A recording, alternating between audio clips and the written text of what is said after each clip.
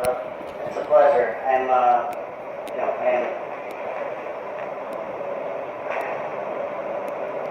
having a really hard time. I saw a PBS News broadcast of some sex abuse cases going on. California, Kansas County. There's been a few of them going on, and then I saw something about the Royal Australian Commission. That's right. The Australian Royal Commission. That's right. And I'm really concerned about it because there's, being a police officer for 18 years, I deal with pedophiles. I go out and I make sure that they're adhering to their registration. I have to knock on their doors and make sure they're not passing out candy on Halloween. And I have to communicate with these guys. It's tough. It's probably the most disgusting thing that I have to deal with. There's so many things in the world that are negative, and I deal with it all. But the biggest thing to me is the concern I have with this organization and how they're handling this stuff, and hearing it from the news is one thing, because we have to take into consideration the totality of circumstances and everything that we assess. My biggest issue, obviously I'm not a witness, my wife is. She's associated with this organization, and I want to make sure that I'm doing my job as the head of the household. And I'm sorry, I'm doing this. You're okay. You're okay. As the head of my household, I need to protect my family and protect my wife. But it just doesn't go there. It's protecting my extended family. I have cousins, nieces, nephews, or not cousins, aunts, sister-in-laws, grandma, or mother-in-law, and father-in-law. And I'm just trying to figure out what's going on, because I'm really concerned about this. So what is, obviously, generally concerned, so what is your specific concern? That what I read... organization that, I'm sorry, go ahead. No, it's okay. What I have discovered and looking at this Kansas County case, this is not coming from any other place next to the news. I pulled up the depositions, the legal depositions from these cases, and I'm concerned that if there is a pedophile in the organization or within a congregation, how come the congregation isn't made aware of that? And we do that out in the public with the sex offender registry to make sure that when we're going to a park or when we're going to a school, our children are safe, or we're aware of a pedophile in the midst of our children. And I'm just trying to figure out the policies on pedophilia or the sex abuse policies to ensure that my wife and my family, and you guys as well, and I'm sure you have children, your children are safe. Because ultimately what it comes down to is myself and all the other thousands of police officers out there have to investigate this at some point when there's a crime being committed. So it's not just a police, it's a moral aspect of it as well, as being a Christian, doing the right thing, standing up for the righteousness of God. Can I just pause you for a second? Now, I know you've done some research. Have you written a letter to the headquarters or anything like that? No, I haven't. Well, I was just curious about that. No, I haven't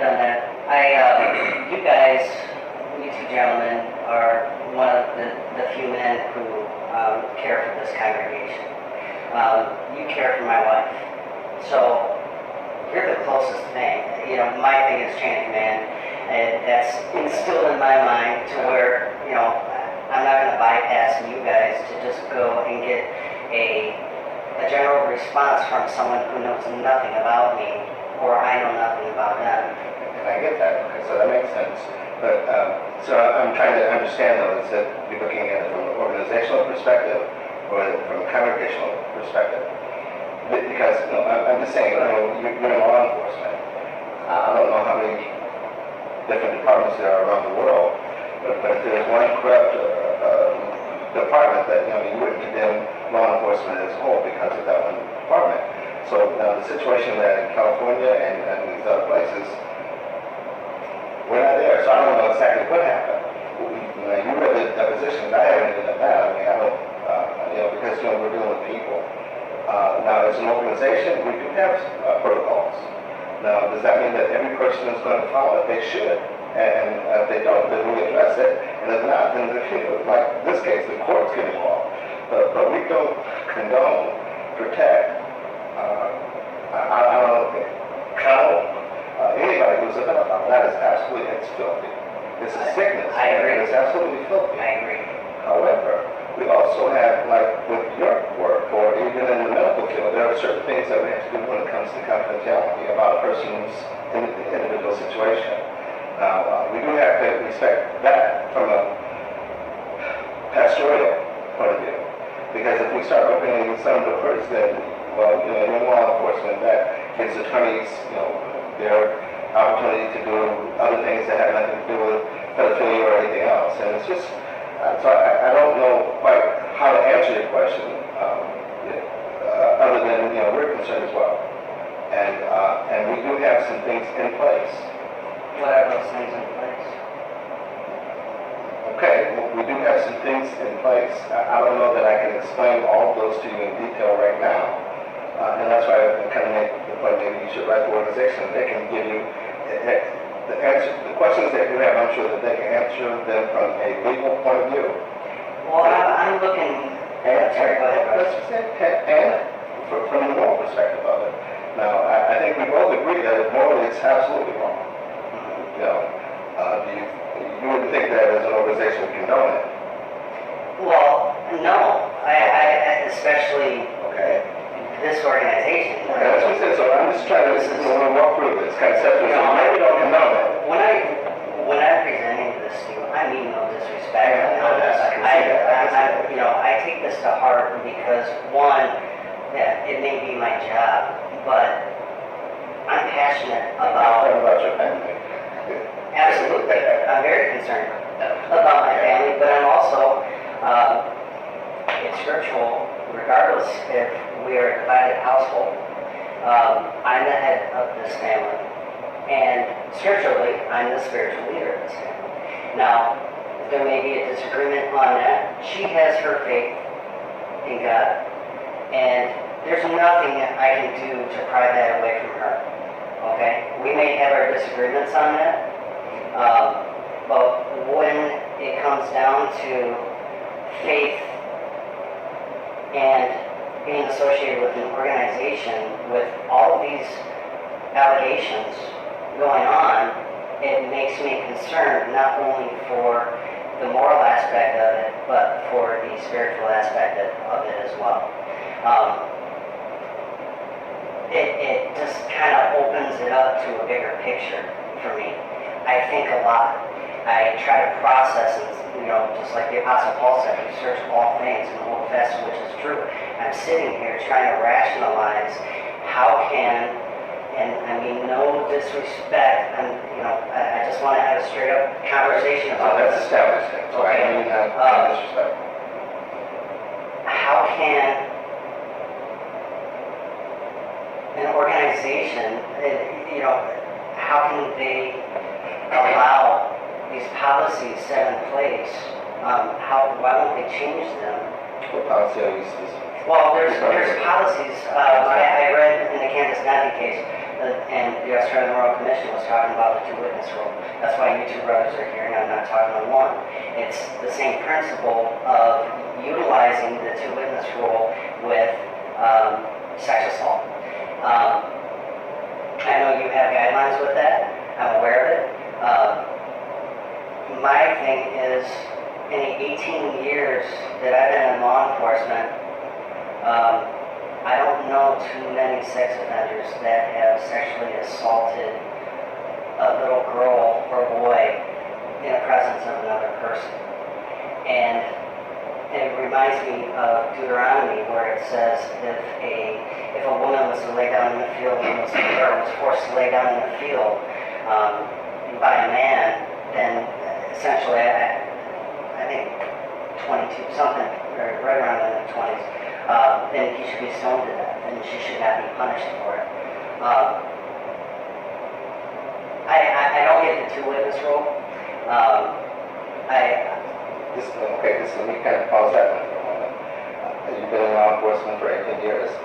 How many times have you heard persons make accusations that weren't true? Well, because it wasn't corroborated. And what it comes down to is Just let me finish my thought. Okay, go ahead. Just let me finish my thought. So I'm saying, so where do we find a balance with that? If you have someone that makes an accusation and there's someone that can corroborate it, then guilty as charged. I mean, there's no question about it because you got witnesses. Now, in this situation, it is challenging. How do you know when someone has legitimately been violated, or if they're led? And so I know that if I make this accusation, this is going to smear him.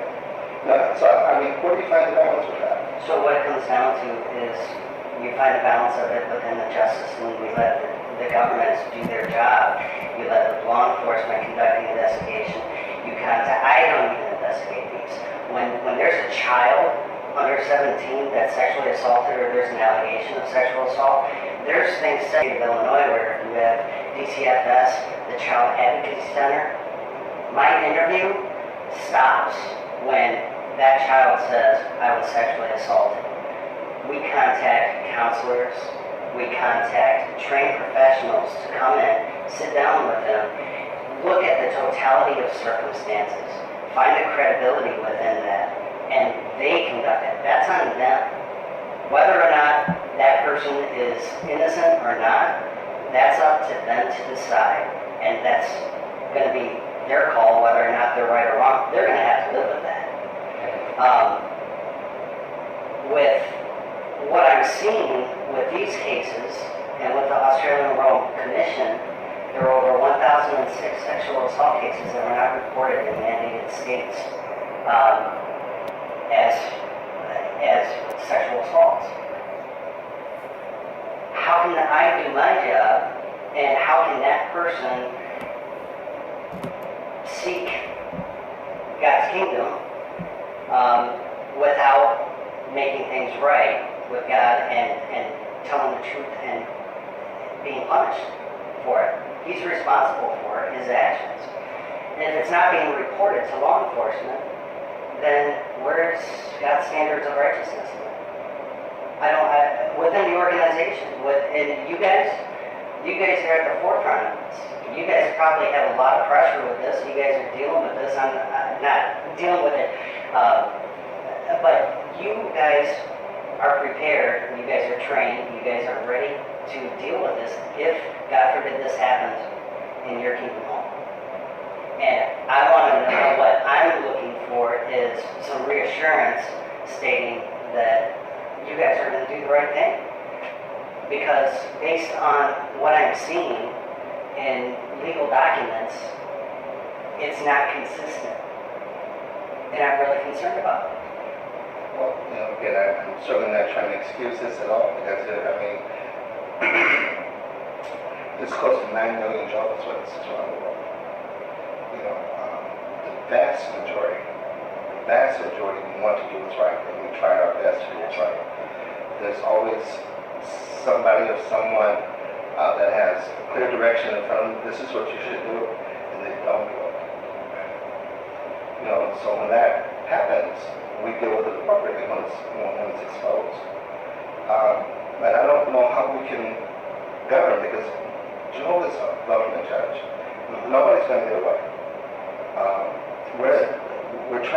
very best to protect our children. This is like a filthy phenomenon that kind of like, well, at least from my vantage point, I mean, this isn't something that as an organization we've dealt with like back, 30, 40 years ago. Maybe so, but it just wasn't as, I guess, Publicized. I guess that's the word, yeah. And so now, I mean, we are concerned about it. And so, as a matter of fact, at this convention, I know one of the discussions for the convention, Earthwide, the Regional Convention of Jehovah's Witnesses, there's a talk that deals with, I think the title was something like Protecting Your Children from Evil. And it outlines some clear things that parents should do in order to help them to protect their children. Right. In law enforcement, you can't be with your child 24/7. So, you have to give them some of the tools or some of the equipment that they need in order to at least know how, if someone does act inappropriately with them. So we're trying to do that. But will everyone, can we guarantee that every single person that has made a statement that I'm one of Jehovah's Witnesses is going to do what's right? It can't be that. No, absolutely not. But you know what? It's the same thing with law enforcement. I'm persecuted every day. Okay? I have little black children walking up to me at a bowling alley with their hands up, saying, "Hands up, don't shoot." And their parents are in the background laughing. Or I've been shot at. Someone tried to take my life. I've been spit on, kicked at, just for being a cop. I'm a white cop. So I get it. We can't, I still have to set that stuff aside and do what's right for the sake of people. I would take a bullet for you. I would walk in the line of fire for you guys, regardless of how imperfect I am. That's what I do. That's my heart. That's not just a job. Even if I wasn't a cop, that's how it would be. My only thing is, I want to make sure you would do the same for each one of you and my wife when I'm not there. That's what I mean figuratively and literally with everything. For spirituality, with doing what is right for God, as far as stepping up and doing the right thing, especially if there's a sex abuse allegation in your congregation. I see these things and I'm just like, I'm completely perplexed. Where I saw Stephen Lett say these are apostate-driven lies. And then I saw the Australian Royal Commission where Jeffrey Jackson testified that, yeah, we have a problem. So I see confusion. Well, no. But, you have to, like anything else, Matt, and I say respectfully, the context. When he said these are apostate-driven lies, what was he speaking about specifically? That when Jeffrey Jackson says that we have a problem, what was he talking about specifically? Because you can take those two statements, and it would seem to be contradictory. But look at the context. I mean, the reality is there are some people within the organization that we have to watch like a hawk because they're dangerous. It's a sickness. It's a disease. Do we throw them away because they're sick? No. Do we protect the children and try to keep an eye on them? Absolutely. Do you? Because we have a policy. I can't go down the line with every single one. But for someone that has been accused of child molestation or something like that, whether it's established or not, you don't work with children alone in the ministry. There's certain things. We don't want to see you in a room with a child alone. And for those that have, I don't know the word, I guess, for lack of a better phrase, and multiple allegations. There's a brother that's with them almost all the time when they're at the Kingdom Hall. And when they leave the Kingdom Hall, we can't, Yes, are you aware of them? Are you aware of any?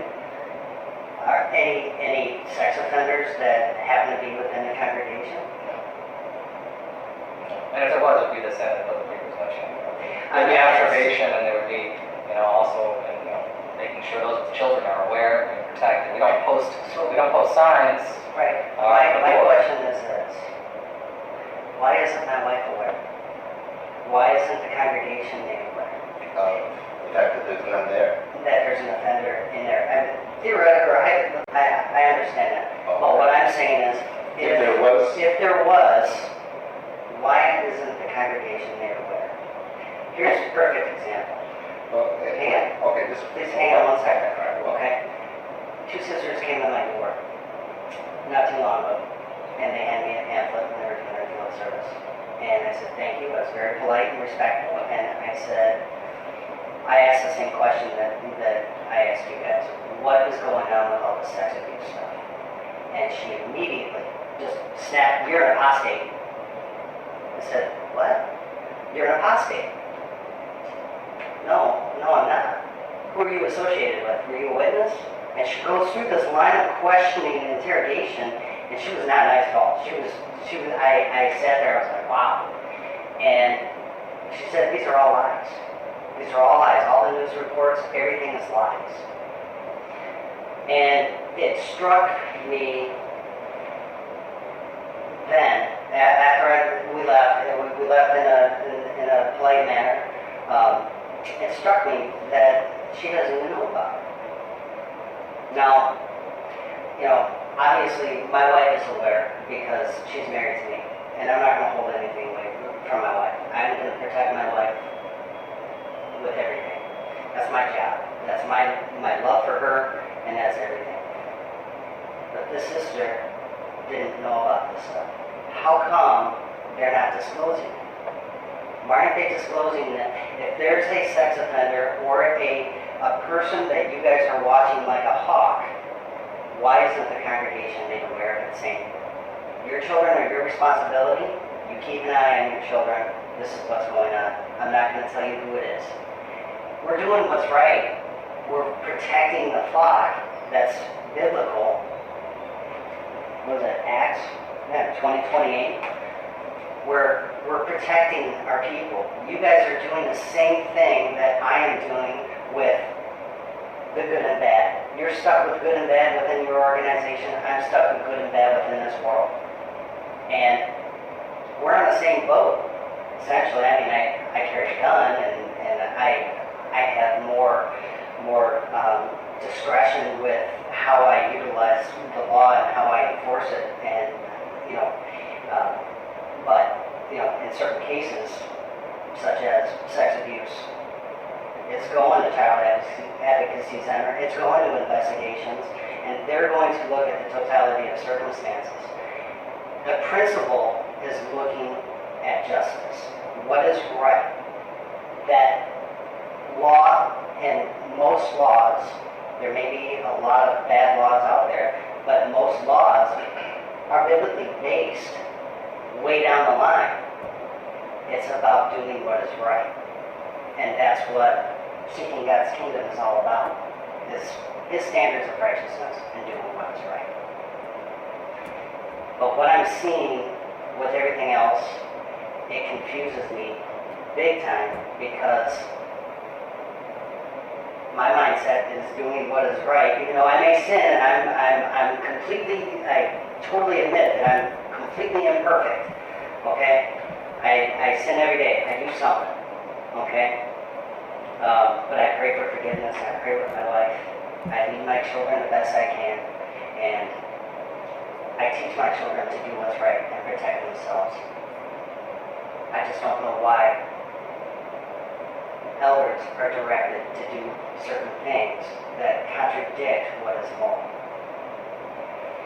That's my name. Thomas mentioned the two witnesses, that balance. How do you know if someone's having false accusation? Now, that's your congregational law, if you will, the two witnesses.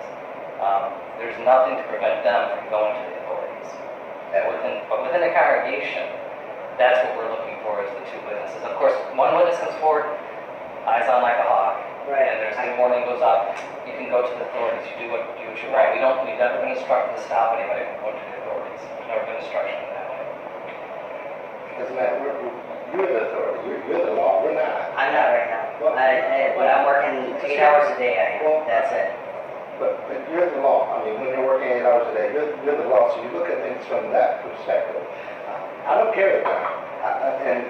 When someone outside the organization is involved in some kind of madness, I mean, well, I just hope things work out well for them. That's not my business.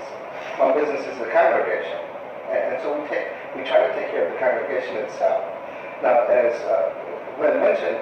So if there's an allegation, we can only go with it from a scriptural point of view. We're not bound by the same law, so to speak. And so in other words, Well, just hear me out. I'm sorry. Just hear me out. So if a child has been abused or threatened or whatever, then mom and dad, if you think you need to call the police, call. Please call. are you a mandated reporter? Yes. Okay. So by law, you are a mandated reporter.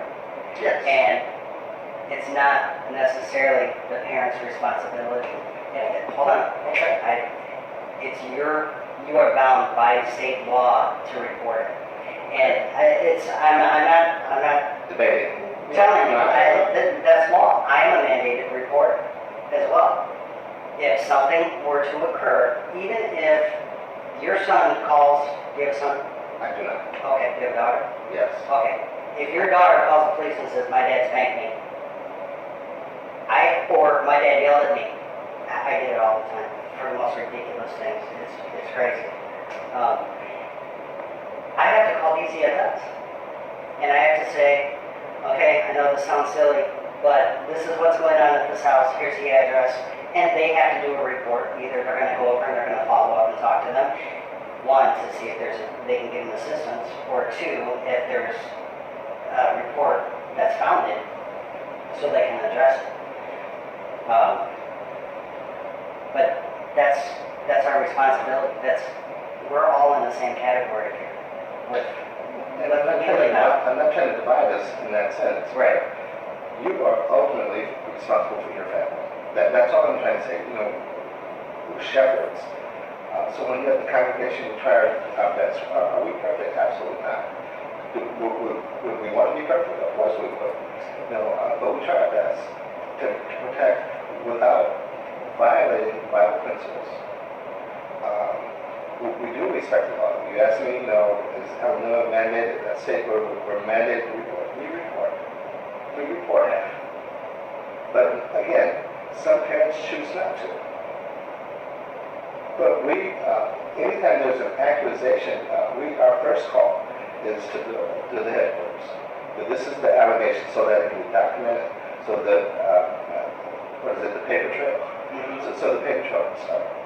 So if it does become a legal matter, then it's been documented. This is what we do. We get instructions because maybe there's someone that we don't know has a history. Maybe he was involved in some kind of molestation before he even learned that God's name is Jehovah, and it comes to the truth. And so that part of his history we don't know anything about. We don't do a background check. We don't go do a credit check on an individual. Say, well, before he gets baptized or before he makes the dedication to Jehovah. So we would know that. But perhaps there's some other documentation with the organization, with the headquarters that they do. So we just follow instructions. That's fine. But we're not trying to hide this. I know you're not. Yeah, I'm not saying you are. No, I know. I know. We never try to hide it. We try to protect our children. Are we doing it perfectly? Probably not. Because things still happen. But there's more than nearly 9 million people. Some are, you get it right. There's some are in this organization for honorable use. Others are here that, they lack.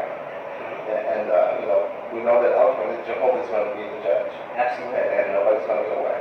But in the meantime, we just do our best. I don't know your wife personally, but I can tell you now, I'd take a bullet for her. I'd stand in front of a Mack truck to protect her. And I appreciate that. I can't say that. Don't do it. We don't get in that situation. Well, hopefully she won't be in that situation. But if she is, I'll be there. I'll be there. She's a smart one. Well, I'm just saying, we're shepherds. Your wife, and myself as well. But we're sheep.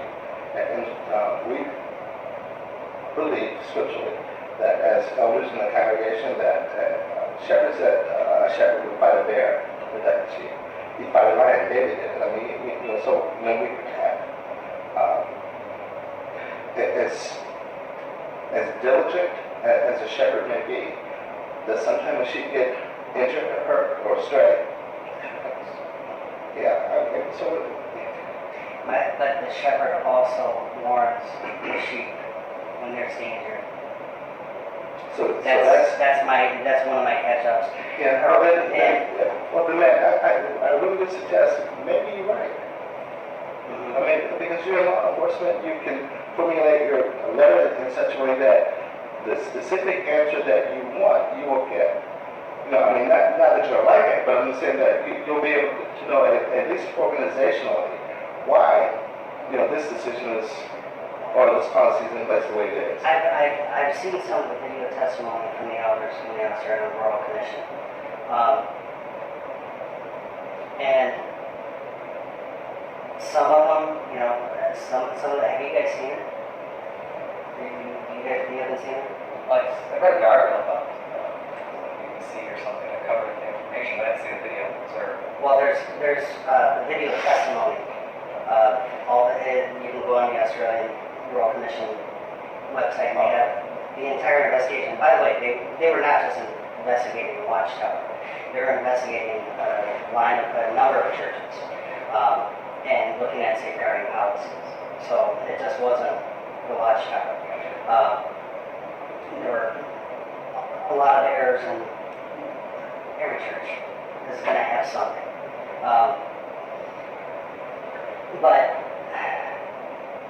there's one elder that said that it was their policy, or it was a watchtower policy, to destroy notes pertaining to sex abuse cases that they hear of. And he said that was their policy. And then this That was policy, Max Corwell was the elder that testified to this. He said it was a watchtower Those policy. records are one thing that never get destroyed. never. So that may have been his policy, then, you know, that's not organizational. He stated it was the organizational policy. That's why, but this is what I'm seeing, and so So I understand your concern. Yeah. okay, I see that, and I see the Kansas County case, where Kansas County's case and the Campbell's case, they subpoena, the state of California subpoenas over 20,000 files for the sex abuse allegations that you guys would be required to fill out and send to the headquarters. And Watchtower says, yes, we have that information of everything that we handled internally, but we're not going to turn it over to you. So they're being fined $4,000 a day in contempt still because they won't turn the stuff over. So I don't know what kind of answer I'm going to get from headquarters. That's why you guys are on the front line here. This is what I'm saying. The answer that you get from headquarters, I can't do anything better than that. I mean, or I can't be any more clear than that. Neither of us. Right. So that's why. Why don't they turn it over? You know, again, I'm not really involved in the legal aspect of this organization. I mean, this is a situation we're here because this is a concern for you. And you know, others. I'm not Should be all of us. Well, and it is. But I mean, right now this is kind of an acute concern for you. Because that's, you know, when we came here, this is what you wanted to talk about. But there's so many other things that we focus on that has nothing to do, because this is just a small sliver. I mean, serious. Not minimizing it. But this is just a sliver of the things that we do or the things that we're trying to do as an organization to help people to have a good relationship with God. Absolutely. Yeah. And when I'm going through this, do you have your Bible with you? You got the scripture. Ephesians 4. Just go to Ephesians 4.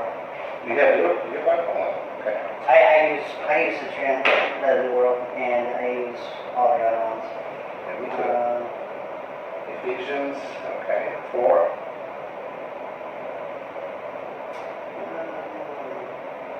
Is it Ephesians 4 or 5? Yeah, here we go. 5. So,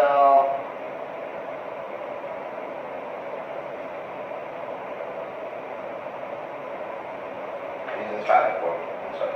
5, starting at verse 6. This is why I read this scripture, and this is a biblical purpose in my heart.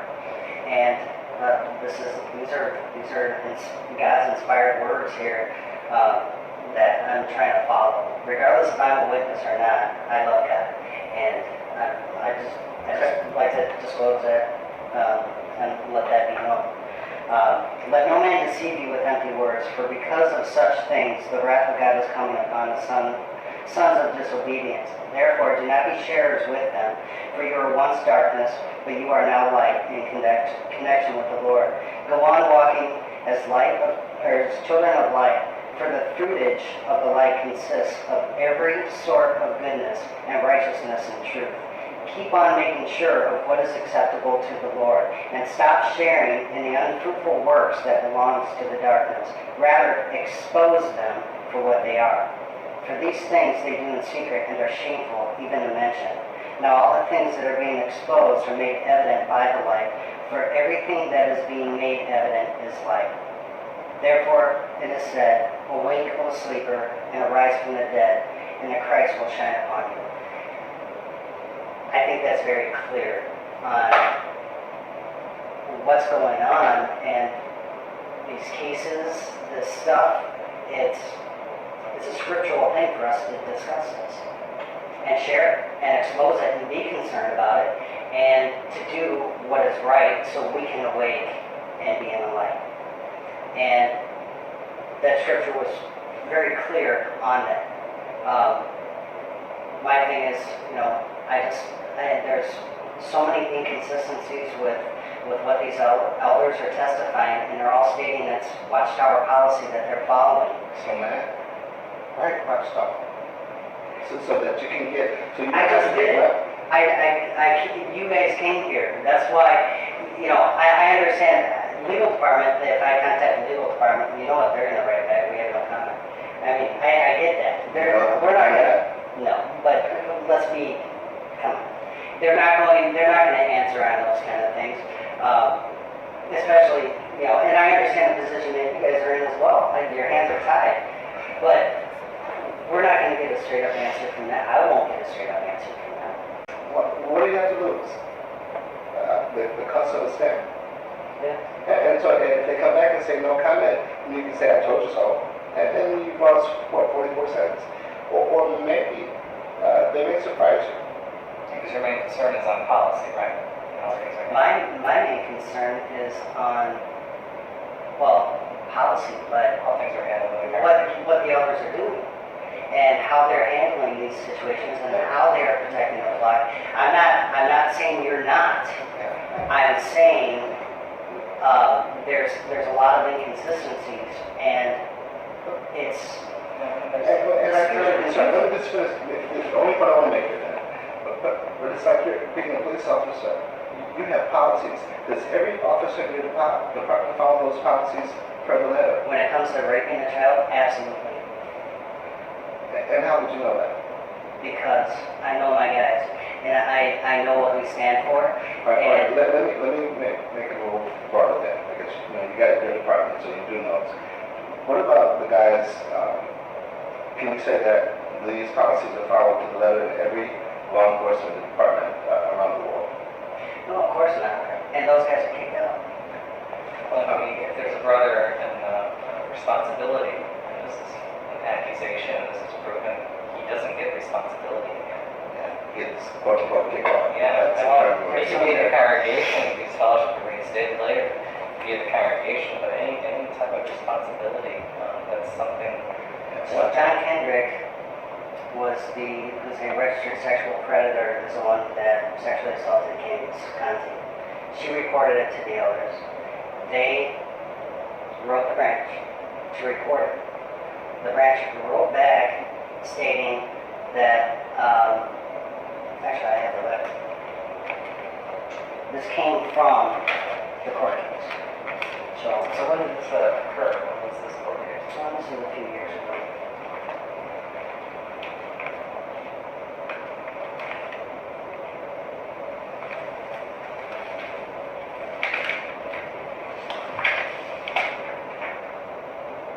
From North Congregation, number 15685, Fremont, California.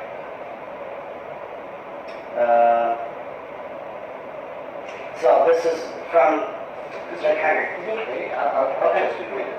Okay. Dear brothers, we are writing to you regarding the case of child abuse. We telephoned on 11/12/93, and it was suggested that we submit in writing our questions.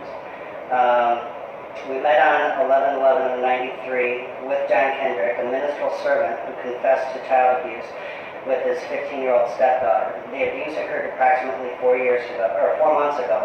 He confessed to touching the breast of his stepdaughter while she was sleeping. She was awakened instantly and knew what happened. His wife informed that evening, his wife was informed that evening, and the three of them talked it out between them. Brother Kendrick thought since he was sorry and his family was willing to forget the abuse, he would not have to report it to the congregation elders. He said that his conscience continued to bother him. Evelyn, his wife, is baptized but inactive. She occasionally attends meetings. Andrea, the stepdaughter, is not baptized and is no longer an unbaptized publisher. The stepdaughter is now using this as a tool to threaten with when she wants something because she has been promiscuous with 2 boys at school. The parents have tried to enforce house rules covering her comings and goings. Andrea has recently mentioned the abuse to another young girl, Toy Register, whom she attends school with. Coincidentally, Toy attends our congregation meetings and is studying. Her mother is disfellowshipped. Troy mentioned the abuse to her mother and added that Brother Kendrick on another occasion had accidentally touched her chest but admitted that it was not intentional. Miss Register is now threatening to call the police. Here are the basic facts that we can present without interviewing each party. Can 2 hours handle this matter with Brother Kendrick, as mentioned on page 93 of Pay Attention to Yourselves plaque? Under the uncleanness, or do we have to form a judicial hearing because of it being child abuse? We assume that Brother Kendrick does not qualify any longer as a ministerial servant. We will announce to the congregation that he is no longer serving as such. If this is incorrect, please inform us. The legal department has given us some direction as far as our legal requirements, and we will follow that closely. So, if the congregation is being told that he's no longer in that position as a ministerial servant, why aren't they being told about the sex assault allegations? I don't Again, get something it. that's not announced to the stage, but I don't get it. those with families are warned and protected. The response, dear brother from headquarters, And let me just one other thing too, because this is a little side point. If there is someone in the congregation, we do talk to parents privately, but we don't make the announcement on the platform. Okay, but we do talk to parents about protecting their children. would the parents, thank you, would the parents would they get in trouble if they were to announce it to the congregation? I'm being hypothetical because I know if I was a witness and somebody sexually assaulted my son or daughter, I would be letting everybody know. So would I get in trouble, or would I be subject to being disfellowshipped for bringing a reproach on the organization? You would not be disfellowshipped. I would not be disfellowshipped for it. Would you guys be mad at me? If you're warning other family members, other people that have family. This is that hypothetical. But again, I think this. No, you have to think that way, but that's what's in it, and I understand that. You do think that way. But that's such a hypothetical. Would we be mad? I don't know. How did you tell everybody? Did you, Well, I don't know. I'm trying to think of a scenario that My thing is if I were to just announce it at the end of a meeting or something and say, this is what's going on, I mean, I would be overstepping my boundaries because I think that would be your position as the shepherds of the congregation to protect. So I'm trying to give you a different perspective of, and I'm not telling you how to do your job or your calling, but as Christians, you look at what is right and you expose what is wrong. And if it's policy not to let the congregation know, then are you not following Scripture? So if If a man committed adultery in the congregation, should the congregation be told that he committed adultery? And if a man, It's not a threat to So- other children. The adultery is not. I mean, so, but That's like comparing, respectfully, that's like comparing apples and oranges. If somebody has an affair, that's between two consenting adults. But So- somebody who has a knife against a child's throat and forcefully rapes somebody, absolutely, you should be notifying the well, if congregation. that happened, I would say that it probably wouldn't be a secret because he'd be arrested. We'd probably call you or someone like you to come and take this man to jail because he needs to be in jail. Would you call the legal department first though? Yeah, So, yeah. Yeah. Why would that be a problem? everybody has a right to contact an attorney. I totally get that. Let me rephrase, okay? Now, if someone says that he came and put a knife to my throat and raped me, call the police right now. You get 911, get them on the way, I'm calling legal. That's probably the kind of way that situation would happen. Yeah, so I mean, it's not like, okay, don't call the police yet. I know you're bleeding or whatever, don't talk to me. No. Absolutely. Okay. Absolutely. If somebody touched my son inappropriately, I would be calling the police immediately. I don't care what the extent of it is. Okay. And this is what I'm getting into with the response from headquarters, the legal branch of Kendrick. And this is what bothers me because it kind of just... Can I say an excuse? I know you can, but you asked me to contact Watchtower, so this is a general response. The others get. Let me just read this. Let me just finish my point, okay? And I don't mean in disrespect as well, because I don't know that we'll ever be able to satisfy your level of concern. I don't know that that'll ever happen. The only person I think is capable of doing that might be Jesus, because he's perfect and we're not. Okay, so that's number one. But the other part of it is,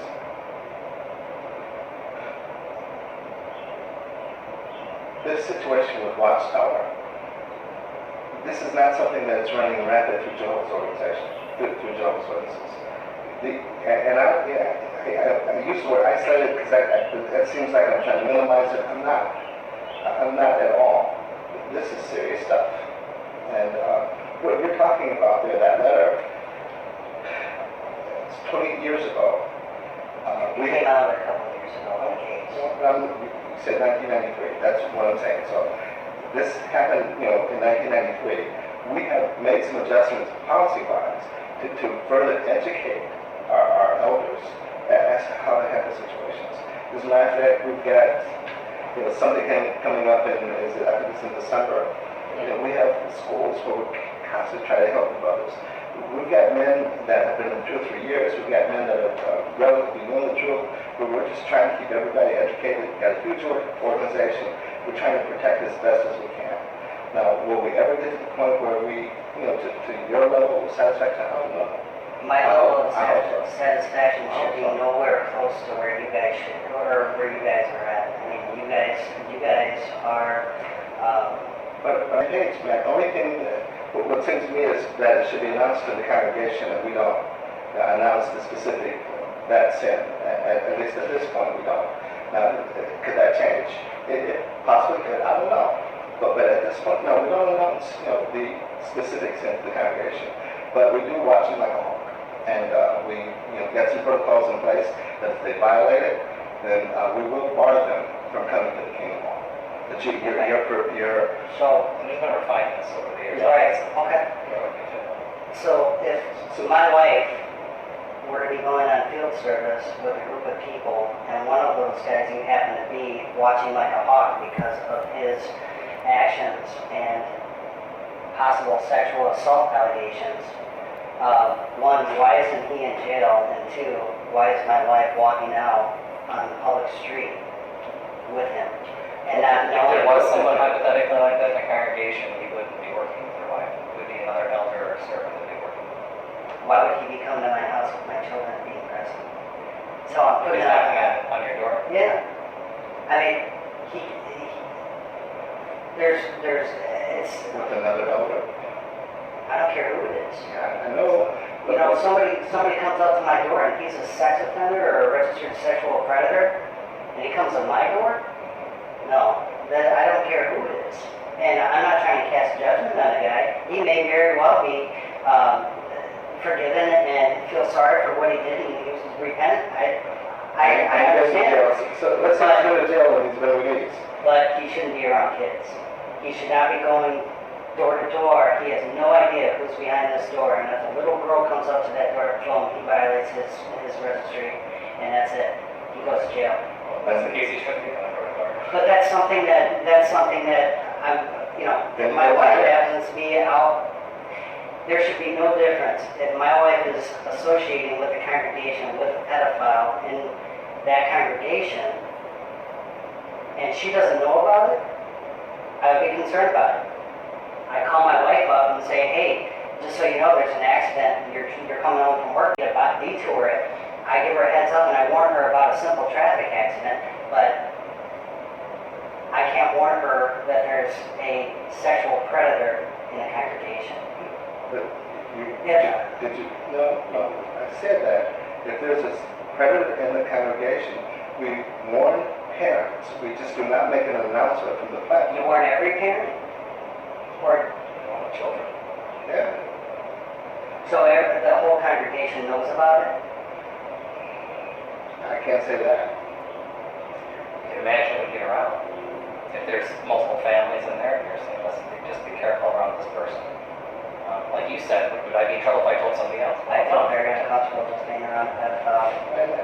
And I would too. And some invitations to come there have been revoked as far as it's that severe. Yeah. But I can reassure you again, though, as far as I've been here for 10 years in Plainfield, there's not been a single case of it, and we have the files that are permanent, and that's been for decades. And I've gone through the files, there is nobody with that situation. Just to reassure you as far as Plainfield is concerned, there are. Just, you know, people are messed up. You know, sometimes it's genetic. Sometimes it's because of, you know, the environment. I mean, you see, you know, probably the worst of the worst in people. I mean, in your profession, I can only imagine. But there's just this thought. And it's just a principle.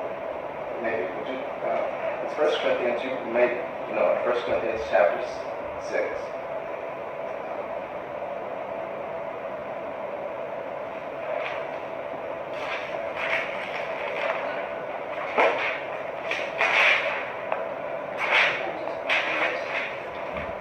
Corinthians chapter 6, verse 9.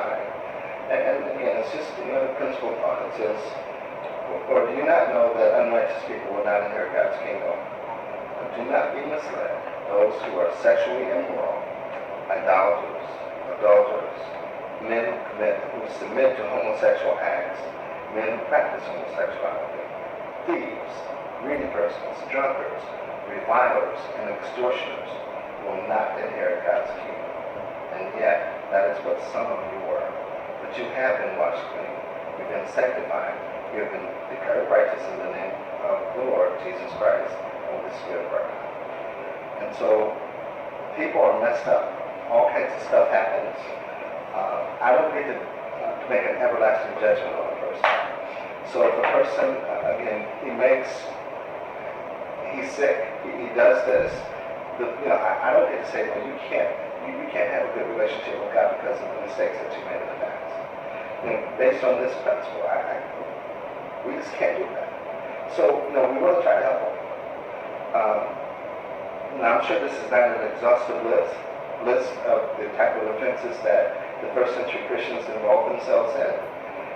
But we do believe that our God is merciful, and that if a person is truly repentant, you know, not pretending to be, not, you know, going through the motions of it, but heart, because I can't read your heart. You can't read mine. I can't read somebody's heart. But if a person is truly repentant, then I have to believe that God is going to give them an opportunity opportunity to get that right.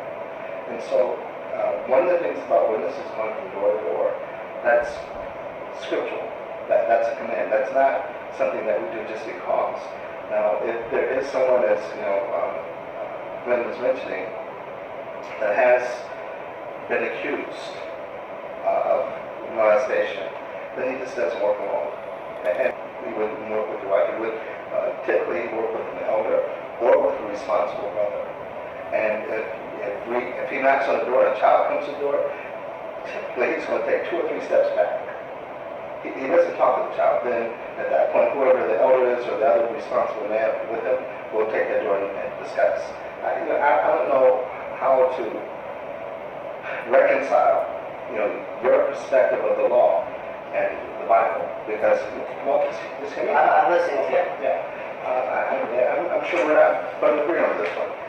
But the point is, we respect the law of the land to the best of our ability until it conflicts with God's law, because God's law supersedes. And so, in a situation like that, we just don't get to give that kind of everlasting judgment on the person. So we're going to try that one, regardless of what he's done. If he gives some evidence that he's sorry and he's turned around and he's trying, that's all. But as I mentioned before, I can't speak for, I don't know how many elders there are around the world, but I know there's quite a few. But there's a strict policy that you guys have set in place that you guys follow, obviously. And some do, some don't. But the majority do, some do not. But the policy is a policy. Yeah. And I see that you don't like the policy, but I'm not going to change the policy. It's not that I don't like the policy, I'm concerned about it. Well, what's the difference on that? Well, What it comes down to is... That's all I'm saying. What's the difference you're concerned about? I'm sorry. Okay. What it comes down to is you being a member of God's chosen, Spirit-directed organization and having the policies set in place that inadvertently condone pedophilia and allow pedophiles to be in an organization, continue to allow the pedophiles to be in the organization. The legal evidence was very clear to it, and the testimonies from the elders and from Mr. Jackson. It's a bigger picture, though. What it comes down to is, here's God's chosen organization, and I'm not criticizing, I'm trying to rationalize when I say this, so don't take it the wrong way. I get very passionate about things. Okay. Here's God's chosen organization with policies set in place that are allowing pedophiles to stay in the congregations to where there is a likely chance that the offenders will repeat offend. There's many court cases out there. I keep pointing to the West because of California, Texas, Australia, Seattle, Washington. There's a bunch of court cases out there that are showing this thing. Campbell's, he was an elder. He molested a subject. He was removed as an elder, stayed in the congregation, went off to molest more people, and then he fled to Mexico, where he's in Mexico in good standing in Mexico with warrants in the United States. That's not debate, that's a legal fact. John Kendrick, regardless of what he did, he's a registered sexual predator. In good standing, going door to door. If you were to bring, and I say this respectfully, I don't mean any disrespect, if you were to bring a sexual predator to my door, I would be so disappointed and upset that you did that. And you allowed a predator to come out into the public and go to someone's door that you were trying to preach God's kingdom about. I understand the principle. We have to be compassionate against people who sin and who are repentant, truthfully repentant. But that's on them. Can I get that part of it? And hold on, wait, hang on. And one more point with this. That's on them. And they, as sexual offenders, should know better. They should be speaking up and saying, I cannot go door to door. We need to find something else to do. Whether it's cart witnessing or something else, there's other options out there, or the organization needs to find something else for them, because there will be no pedophile coming to my door.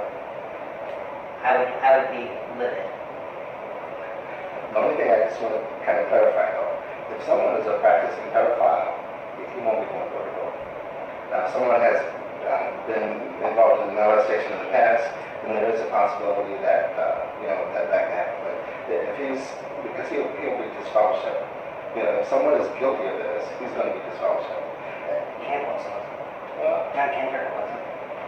okay, I can't But explain.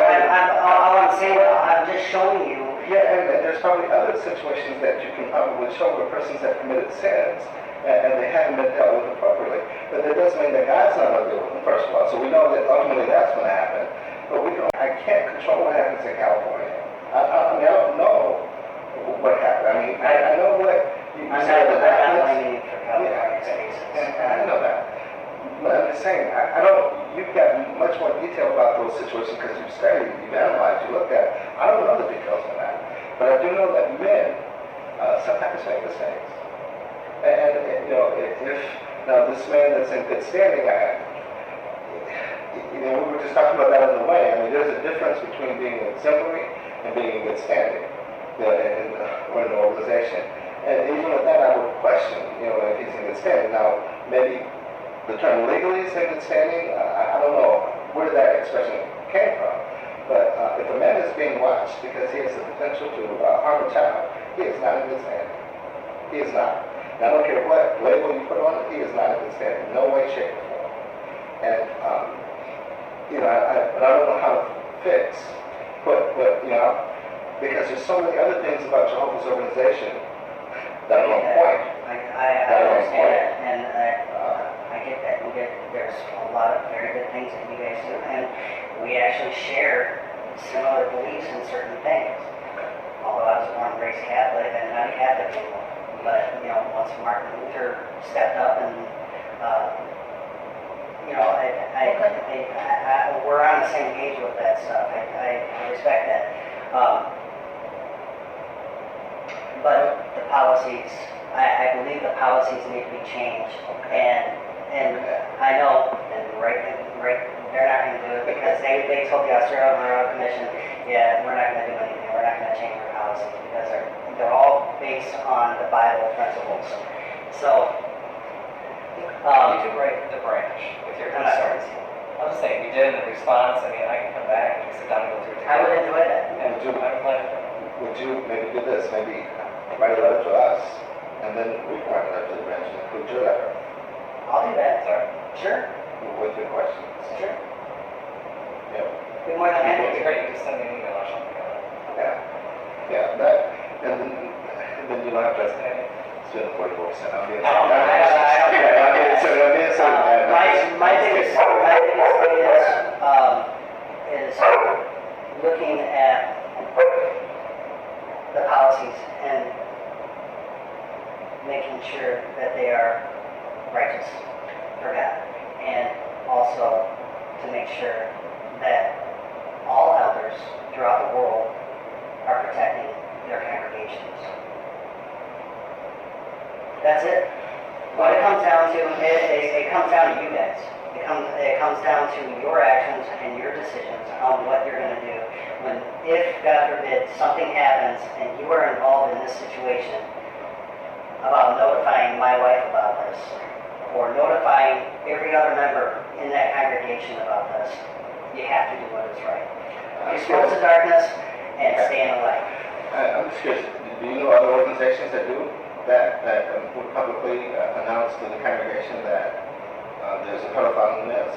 Well, I actually talked to my pastor about this specific thing. And he was like, wow, that's a good question. We don't even have policy on that, but no, he won't be a member at our church. There's too many functions, too many kids functions, there's too many events, and you know, I'm okay with the fact that everybody has their one-on-one with God, their own spiritual relationship with God. And if they're truly a believer, then that's between him and God. So he needs to let God take the wheel and let him he needs to figure it out himself. I don't want him around my kids. And rightfully so. And if as there a parent, you have the right to do that. Yeah, and if there was a pedophile, and if I was a witness, my problem would be if I was a witness, a baptized publisher, and this happened, I would probably leave, and I would take my family with me, and I would be subject to disfellowship. I would leave. I'd speak up, and I would say this is wrong, and I disagree with it. Would I need disfellowship for it? If I hated, or if I went away and got away from that, Disfellowship. you know, I'm just wondering. You can change another congregation. Or you can, you can have a catch, you have scholarship. Okay. Those things that we read about in 1 Corinthians chapter 6, if a person is practicing those things. So in other words, even if somebody slips up and does something foolish and it's like, hey, look, I messed up, they're not disfellowship.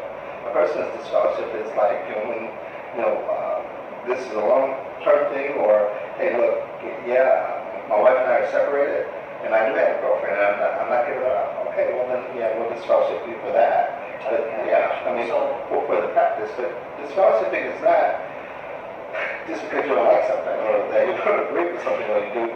So if I disagreed with the policies that you would tell me as me being a member, I disagreed with the sex abuse policies that are directed by the organization, the legal department, the governing body, and I disagreed with that.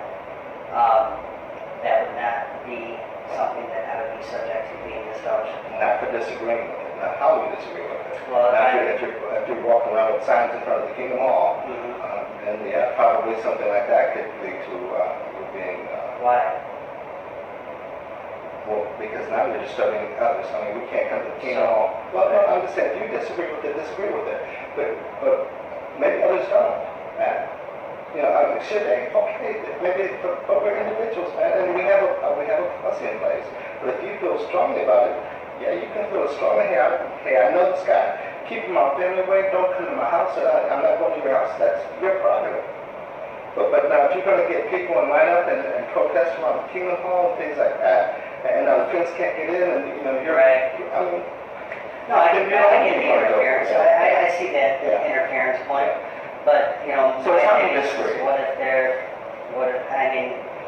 If it's their perspective that those people may be exposing it to people that are not aware of the sex abuse going on, because okay, now you guys slander is typically a lie in almost all cases. Now there are rare cases where maybe it's something you should have been confidential of.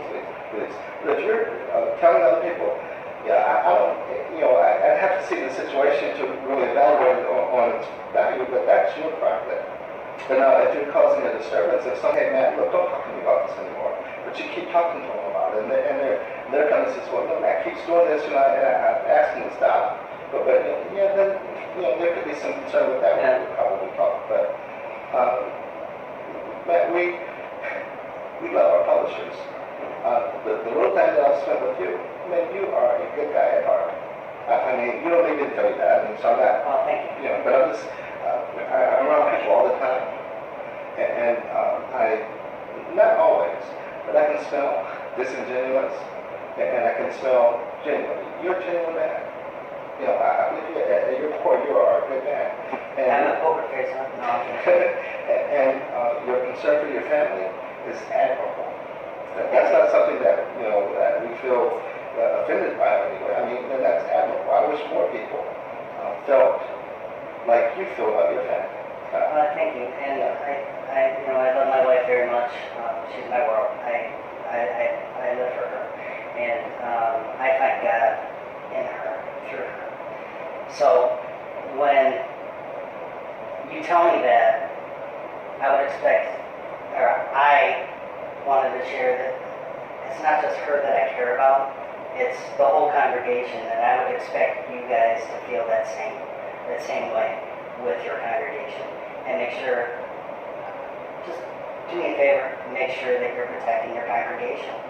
And if you don't like the policies, or the policy is set in a place where you're not notifying the congregation, look at what Jesus talked about, and look at what the scriptures say, pray on it, and do what's right, and protect your congregation. Tell them, notify them, do something. I don't want pedophiles around my children, and I will never associate, if I knew that there was a pedophile at a party or something like that, why would we even go? Yeah, typically they're not invited, but yeah. Right, but that's the same thing. When someone's in, especially in God's house, we're not judging, but people need to be aware. An important question for you. Where's your bathroom? Sorry. Admit it, like you get a little passionate, I do too. This is really exciting. I know that. I think this was awesome. Yeah, because sometimes I'm a little animated. I'm not Italian, but I do talk with my hands. I get all that from time to time. You should come back here for coffee and we can talk Bible stuff next time. I'd love to do that. Yeah. Because I get passionate about that too, but then I'm sure you and I will be knocking heads on that. But I can expect it, and I appreciate that. So, I've got a question, and again, I don't even have a friend here. You were raised Catholic. How is it that you have such knowledge of the Bible now? Because I know that sounds ugly, but a lot of Catholics are not familiar with the Bible. I'll tell you what. I was forced to go to Catholic school when I was a kid. Okay. I wasn't forced. It was just a way of life with most Catholics. And I always thought it was boring. And I didn't like the fact that the priests were, back then, it was old school, they were physical. So they didn't like what you're doing. Oh no, I mean, I got a book across the face. I mean, it was, they were very strict, and I always thought it was BS. So, so you weren't really Catholic, you were just... Well, I drifted from it. I drifted from it because I don't know why. I just drifted from it. But so your Bible knowledge, your studying of the scriptures, how did that come about? You guys. Really? Mm-hmm. Explain. The fact that I married a witness. Okay. So, my thing is I have to see for myself. Okay. And I do things my way, and I do my research. Okay. The biggest thing was, like I said before with Paul when he said, search all things. I search all things because my relationship with God is very important, and religion, there's so many religions out there, so many different perspectives, so many different opinions and beliefs and false religions. And my thing is I don't need a religion to tell me how I should have a relationship with God and how I should be. That comes from the Bible. And that's something that I hold dearly. I read scriptures every day. Do you understand everything you read, or? I see it, and I search all things. When I don't understand something, I'll go back to commentaries and I'll research, and I don't just look at something and say, oh, there you go. I look at something and say, why does it say that? And is that relevant to other scriptures? Does that concur with other scriptures in the Bible? And I counsel my children with the Bible. So, just the other night, my son and I were talking about leadership and friends and talking about him following other kids from the school that may be lost or may not, that they're just not right. And they have issues going on. And talking about the blind and leading the blind. And using the analogy that, at work, if I make the wrong move or the wrong decision, that could cost my life and people behind me. So I have to be on point. Of course, we're going to stumble and we're going to have a lot of faults and make mistakes, but I think that's a whole process of learning about God and following God and knowing who He is and becoming a better person throughout this. So, just for that one, though, there's a nice principle that about following other kids that have problems or whatever. It's Proverbs 13:20. It's just a nice principle that you might want to, just in your study, kind of examine it and do a little research on it. Proverbs 13:20. I think that would be good for you to maybe to work with the boys. no, I appreciate it. Yeah. So now, just real quick, because I know we're going to have to go here in a little bit. We'll let you get back to your day as well. Is there anything else about Job's organization that you have concerns about? I'm just curious. At this point, I'm concerned about their policies, All of them, or their sex abuse policies. okay? So other than that, I mean, that's what I said. Just maybe doctrinal. Other than that, I mean, I get that. I mean, we kind of, we talked about that, and we got at least a plan that you're going to write us a letter, and then we're going to try to get some answers for that. We have some differences, and we don't have to get into them now. Yeah, no, I'm just curious. Yeah, we definitely have our differences with it, but what I focus on, Okay. and something that it goes with you as well.